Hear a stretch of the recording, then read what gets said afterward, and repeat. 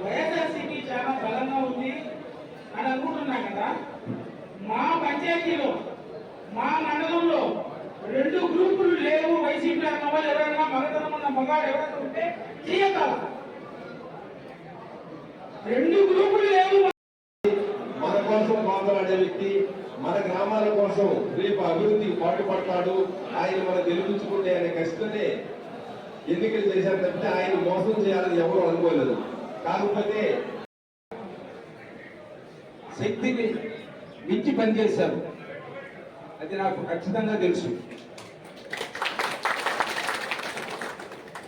అయినా కూడా నేను స్వల్ప మెజార్టీతో ఓడిపోయాను. నేను ఓడిపోయిన రోజు నేను అనుకున్న విషయం, నాలో ఏదో తప్పు ఉంది, నా తప్పు వల్లనే నేను ఓడిపోయాను అనేది డిసైడ్ చేసుకున్నా. అంతకన్నా నేను ఏ కార్యకర్త మీద కానీ ఏ లీడర్ మీద కానీ ఎటువంటి అపవాదులు అనేవి ఏమాత్రం నేను చెప్పదలుచుకోలేదు. ఎందువల్లంటే నాకు అటువంటి అదృష్టం ఉందేమో, నాలో ఎన్నో తప్పులు ఉన్నాయేమో అనే పద్ధతిలోనే అనుకున్నాను. కానీ ఆ క్షణంలోనే నేనేం దాని గురించి కూడా బాధపడను. ఈ గెలుపు ఓటములు అనేటివి సర్వసాధారణం. అయితే మనకు అపోజిషన్లో తెలుగుదేశం అనే పార్టీ గెలిచిన తర్వాత ఇటువంటి దాడులు చేయటము అనేది చాలా అన్యాయం. అదే వైఎస్ఆర్ కాంగ్రెస్ పార్టీ గెలిచినప్పుడు ఇటువంటి ఏ మాత్రం కూడా చేయలేదు అనేది నేను అనుకుంటున్నాను. ఈరోజు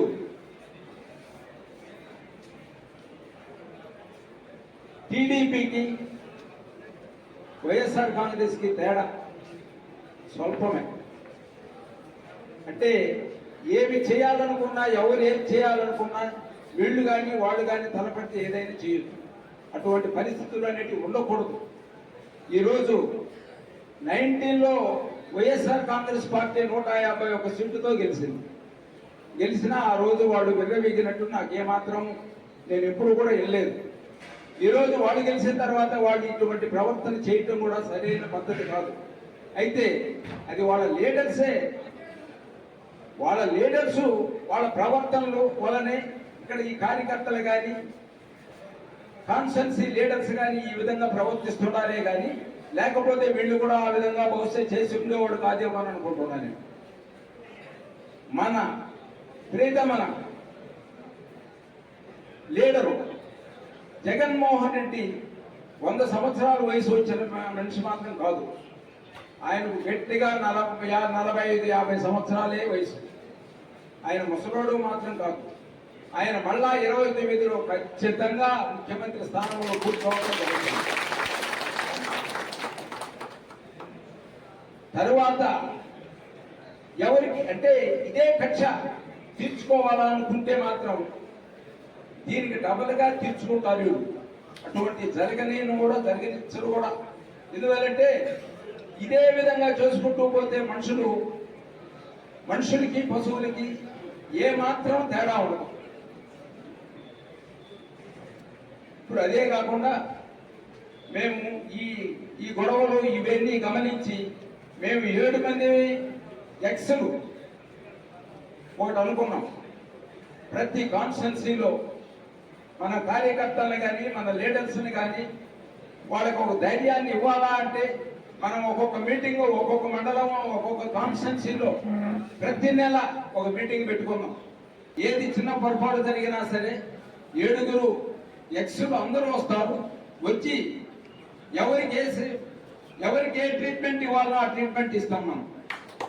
అంతేగాని ఎవరికి భయపడబడలేదు.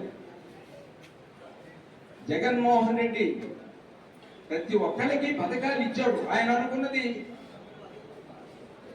మధ్యవర్తుల ద్వారా పోయిన తర్వాత ప్రజలకి వాళ్ళకి రావాల్సిన వాళ్ళకి ఏదన్నా తగ్గుతుందేమో అనే ఉద్దేశంతో ఇచ్చుంటాడేమో. కానీ అంతకన్నా ఆయన నేను బటన్ నొక్కుతున్నాను చేరుతుంది వాళ్ళకి డైరెక్ట్ గా, కాబట్టి మధ్యలో ఎక్కడ ఏమీ రూపాయి కూడా మిస్ కాకుండా చేరిపోతున్నది అని అనుకున్నాడు. ఆ పద్ధతిలోనే ఈ పథకాలని పెట్టడం జరిగింది.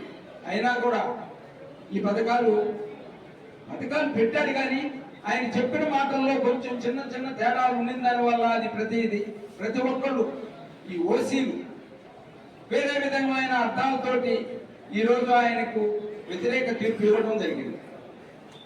ఆ మాటలు ఏమీ చెప్పకుండా ఆయన పద్ధతిగా పాత రోజుల్లో ఏ పద్ధతిలో నడుస్తున్నదో అదే పద్ధతిలో కనిపించుంటే కార్యకర్తలు కానీ ప్రజలు కానీ అందరూ మంచి ప్రేమ చూపించి ఆయన్ను మళ్ళా మంచి మెజార్టీతో గెలిపించుండేవాడు ఖచ్చితంగా.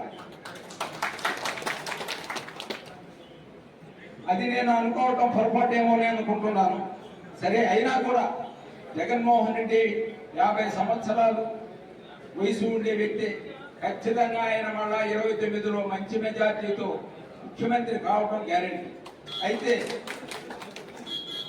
మనం ప్రజలందరికీ చెప్తాం, మన వాళ్ళకి చెప్తాం, మీరు అనవసరంగా జోక్యాలు చేసుకొని చిన్న చిన్న తగ్గులు పెట్టుకోకుండా జాగ్రత్తగా ఉండండి. నిజంగానే మీ మీదకి వచ్చి ఎవరైనా వచ్చి ఏదన్నా పొరపాటున మిమ్మల్ని అటాక్ చేస్తే మాత్రం మేము 7 వస్తాము.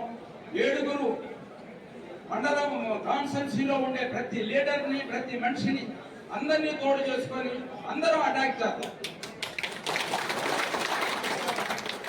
ఎవరిని కూడా వదిలే క్వశ్చనే లేదు.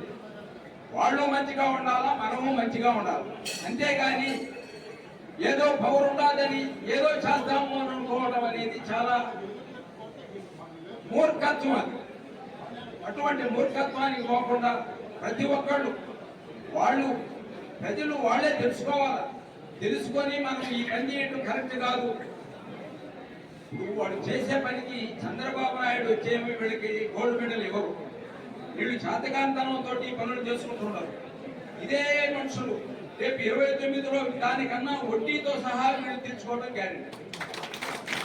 అటువంటి పరిస్థితులు లేకుండా వీళ్ళు ఉన్నంత వరకు మనమే తగ్గడం అంటే వాళ్ళకి దాసోహం అవుతామని కాదు.